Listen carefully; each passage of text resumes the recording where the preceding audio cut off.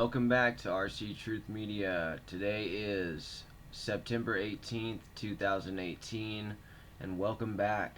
China has evacuated millions after Typhoon Mangkhut leaves Hong Kong in tatters. Look what's going on between United States and China right now. Before I do anything else, I am going to show everybody the patents. All you have to do is go to geoengineering.org, go click on patents, and it'll show you a list of the patents that the United States has made since the beginning of since they've been doing this. There's an extensive list of patents here. Okay, United States Patent and Trademark Office. If you go all the way down, scroll down to 2008, we could see method for controlling hurricanes. Alright, so in 2008, there was September 24th, 2008, a method for controlling hurricanes. A patent came out for that from the United States government, issued by Congress. And so we see that prior to this 2008, we go up, we will find, let's see, there's another hurricane in 2001. Okay, November 2nd, 2001, there's another patent for a hurricane and tornado control device.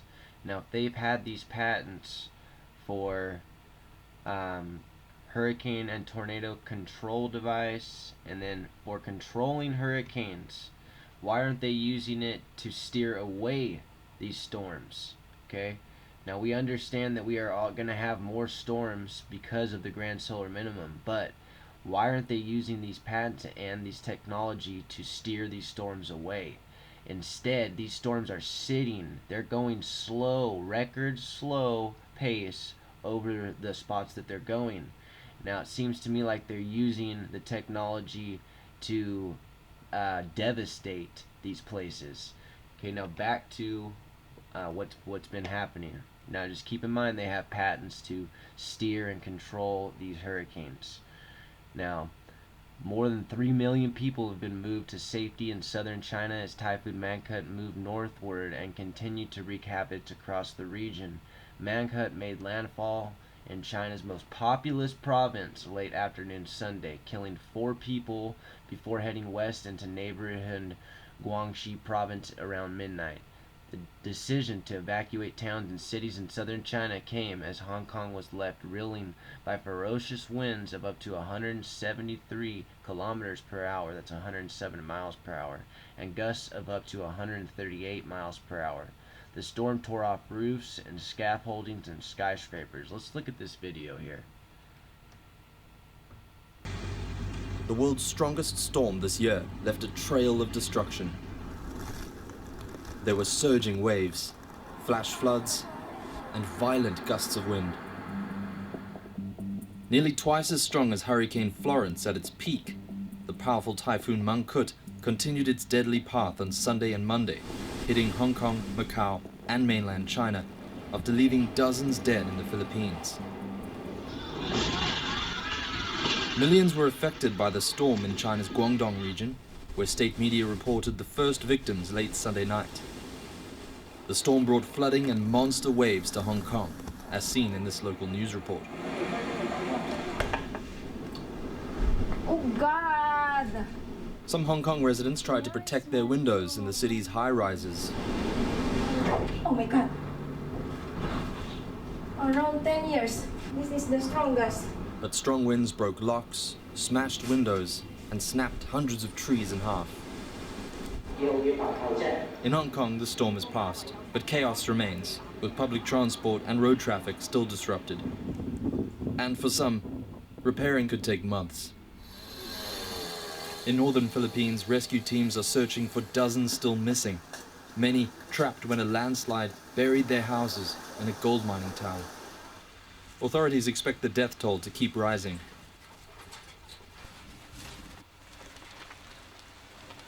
So this is not finished yet. We still have the worst yet to come with the floods and all that comes after the hurricanes and typhoon. Now, look they don't talk about these patents, alright? But if you go to geoengineeringwatch.org, he does a great videos, the owner of that channel, and his name is Dave Winnington. Yes, go and check it out, and he talks about this a lot, especially what's going on right now. You could see his latest videos on YouTube, and he will show you September 15th. Mainstream media is focused. Transition now. Record wildfires to record cyclones. Manipulation continues. What agendas are being carried out?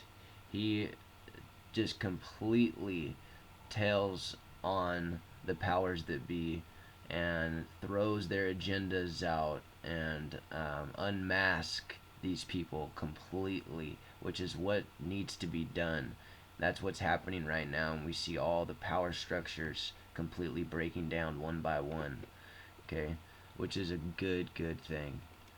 Alright, so what else is going on? We go over to Zero Hedge, and let's check out, there's a lot on Zero Hedge today. Stormy Daniels dishes on Trump's mushroom penis, recounts her bizarre call with Hillary Clinton. Yeah, I guess she had a sexual encounter, and you can go check that out, right? If you would like. But you scroll down, and everybody knows about the $200 billion that was hit on China, the tariffs. Okay, now what happened is China retaliated with the $60 billion they had promised they would retaliate with back on us right here. China retaliates. Beijing to levy $60 billion in tariffs on U.S. goods effective September 24th. Now this is definitely going to make an impact on all of our goods that we get from China, which is pretty much everything. Okay. Now, something else I wanted to report on. The Committee to Destroy the World, the Federal Reserve System, is doing just that. Here, this reports from Zero Hedge. The general belief among average citizens is that the purpose of central banks is to help the economy by fighting inflation and mitigating financial crisis. It's a fairy tale that politicians like to encourage. If there were any truth to it, however, where was the Federal Reserve during the crisis of 2007? Rather than helping it, it was widening the crisis with its easy money policies. While central banks are not a government entity, their primary purpose is to create money for the benefit of the government. By mindless printing fiat currency, central banks create a shaky illusion of financial stability. In reality, each central bank is a monopoly that controls the production and distribution of currency and interest rates. Most importantly, it also controls gold reserves. While paper currency allegedly has the backing of the government, it is the central bank that controls the value of the currency at any specific time. The first central bank was the Central Bank of England, that was created in the 17th century as a scheme to enable the king to pay off his debts. As each country established its own central bank, it has been used by its government as a personal bank account. With the government's permission, central banks print money for the use of commercial banks to lend out at a specified rate of interest. Together they work at inflating the money supply through a system called fractional reserve banking. Commercial banks are required to keep a fraction of their money in reserve. For example, if someone deposits $1,000, the bank has to keep 10% in its vaults. The $100 cannot be lent out. It can only lend out $900, thereby creating two separate claims on those funds: the original deposit of $1,000 and the subsequent borrower of the $900. The supply of money in circulation has been artificially increased to $1,900. That is only one of the ways central banks manipulate the fiat money supply. This inflated money supply encourages consumers to spend and accumulate increasing debt, which they will eventually find difficult to pay off. That's what's happening to us right now. It's $21 trillion in debt and growing, especially among those with a lesser income. As fiat money is circulated into an economy, the price of goods being purchased affects first the lower income population and trickled slowly upward. The wealthier will retain spendable currency far longer than those at the bottom of the economic ring. As prices rise, the wealthy can still afford to purchase needed goods. The poorer segment of the population will end up being able to purchase far less, however. By this means, the central banks helps create and maintain a separate class system, making that divide even bigger between the poor and the rich. During the financial crisis of 2007 and 8, that financial divide got even bigger, the wealth gap. Central banks printed money to inflate the balance sheets of commercial banks at low interest rates. The banks benefited, while the increase in fiat money drove up consumer prices. At the same time, it increased the value of assets such as stocks and real estate. These fortunate enough to hold stocks and real estate saw an increase in their assets, but those who attempted to purchase real estate or housing found the price out of their reach as their purchasing power diminished. That's what we see right now, but into an increasing amount. Central banks have never existed for the greater good. Their very purpose is to benefit the elite and those in power. Wealth inequality is a fact of life. However, the policies of central banks can exacerbate those inequities. The simple fact is people would be better off without the monetary manipulation of these central banks. The schemes of the central merely widen any income gap instead of closing it. And that's what has happened. And right now, an average house in California is $500,000. Okay? That is crazy. The dollar has become worth less and less, and this gap has become increasingly to where the middle class is no longer around. The middle class is poor. Okay, so something is going to be done, and it's being happened right now. I would say go and buy up that gold ASAP.